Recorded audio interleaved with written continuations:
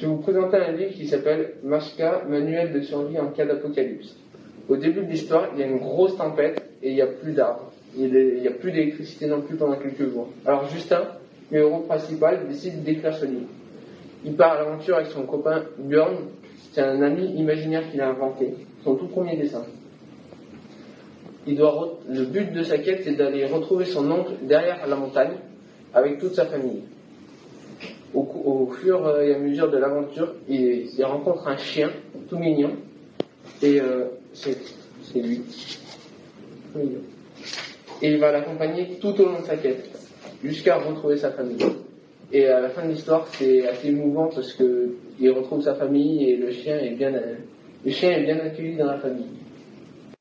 Aujourd'hui, on va vous présenter le livre U4 du point de vue de Cory Duane. Ce livre a été rédigé par Yves Grevet.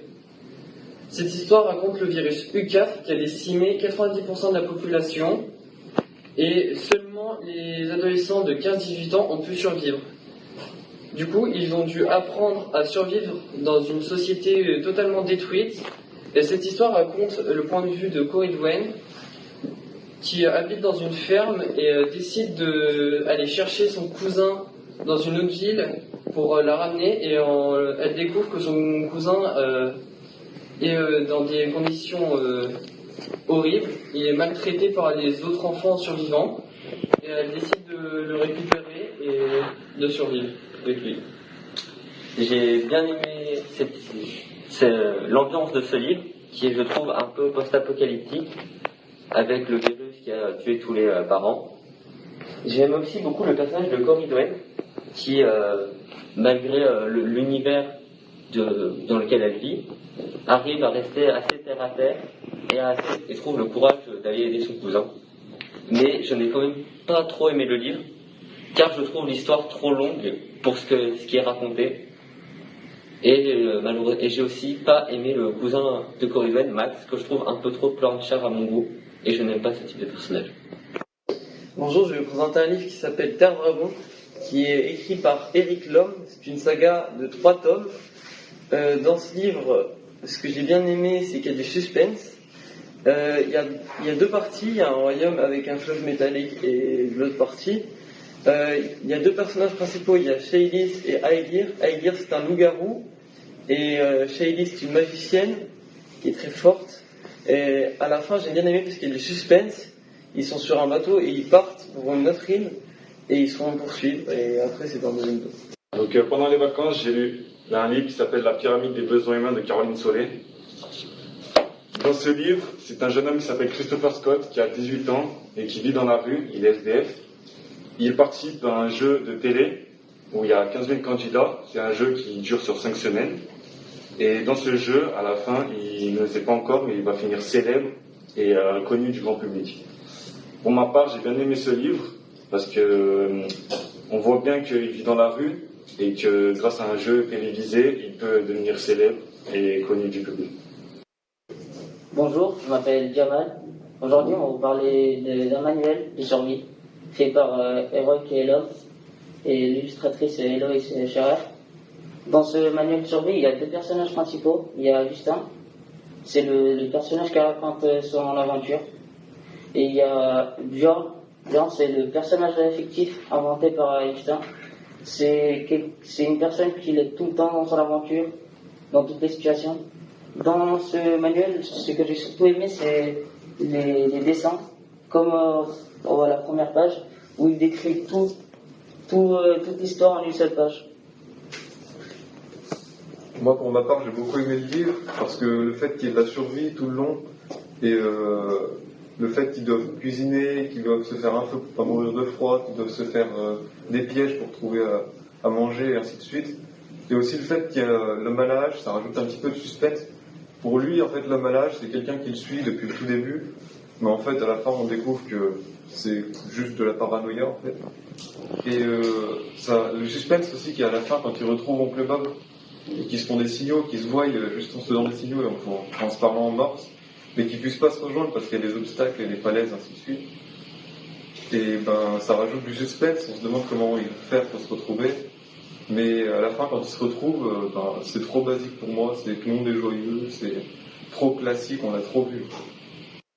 On va vous présenter un livre de Caroline Solé qui s'appelle La petite romancière, la star et l'assassin.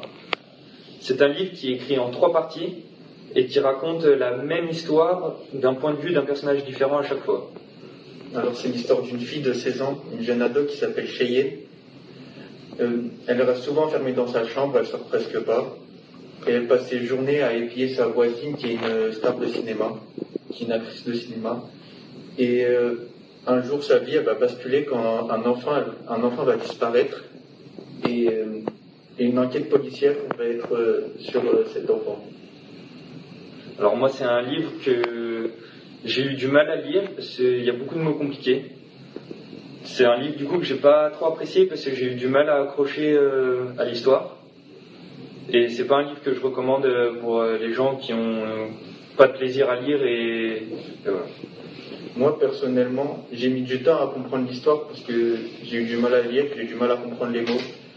Mais aussi c'est pas trop mon style de livre. J'aime plus les histoires fantastiques où il y a des choses qui ne sont pas réelles. Et le roman policier, j'aime pas tout ça.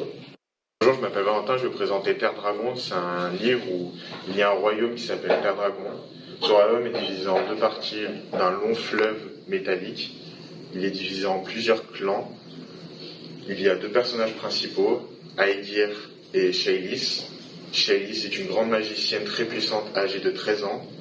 Et Aegir est un Dakan, c'est un loup-garou très puissant. Il est âgé, lui, de 12 ans. Cette histoire est de type médiéval viking. J'ai beaucoup aimé cette histoire car il y a de l'action, du suspense et de l'intensité.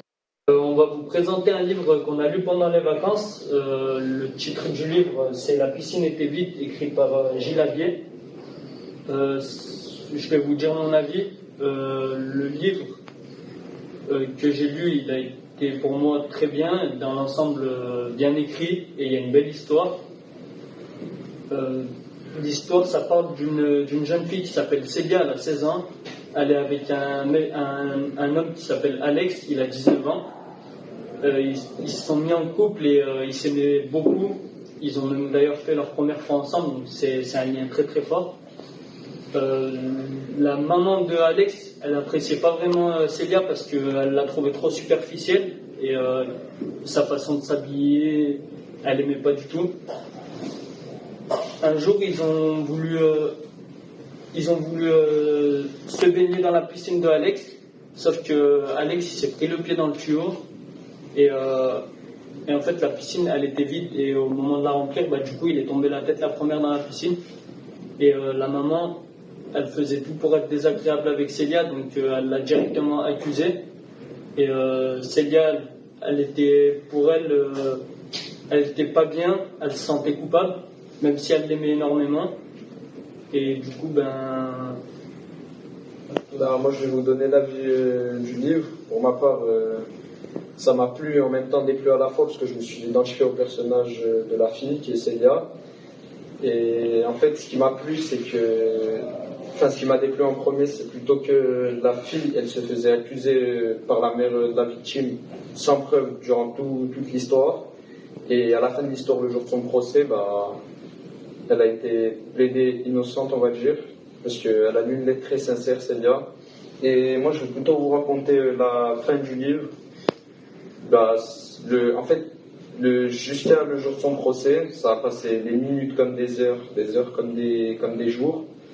Et le jour de son procès, elle a lu une lettre très sincère qui l'a fait plaider innocence. Et du coup, toute sa famille, ils ont changé de vie. Son père, il a été muté, sa mère dans un autre travail, ils ont déménagé, elle est allée dans un autre lycée.